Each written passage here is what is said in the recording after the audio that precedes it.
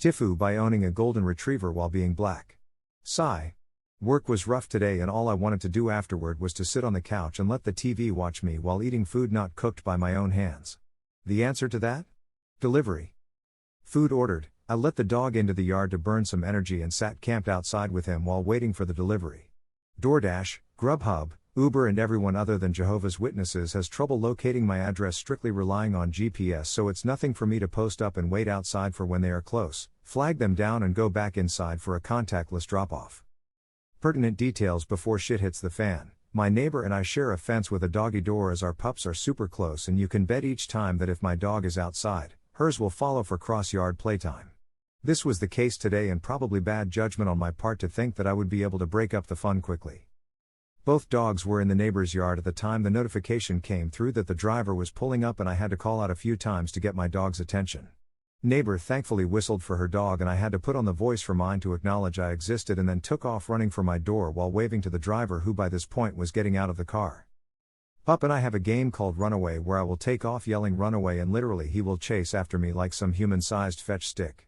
I used this to my advantage until he realized I was putting him inside, but managed to get him through the storm door and close the screen before he could run out. Then realized that I'd left the gate locked like an idiot with the driver standing right outside by this point. I didn't have a mask on at this point and neither did she, so I yelled from the porch that she could leave the food by the mailbox, and that is where the fun started. "Is that your dog?" My bullshit meter didn't go off. I thought she was asking a question with an obvious answer because duh, she was a dog person, so I engaged with dog owner gushiness. "Yes, blah, blah, blah. His name is XYZ. Wanna say hi?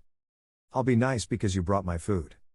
But she just stood there awkwardly for a moment, put the food down and quickly jumped back into her car. In my mind I was like, okay, weird but whatever. Snatched the food and went back inside. Went to wash my hands, and from the kitchen window, I can see the full street where she is still parked outside. Thinking okay, weird. Again, but didn't dwell on it too much, figuring that she was looking at the route to her next location. I went about my business of preparing to destroy my meal. Few minutes later, the dog begins barking manically at the door. I take a glance at the cameras and realize she is still out front, parked directly in front of my mailbox. Okay? What's going on here?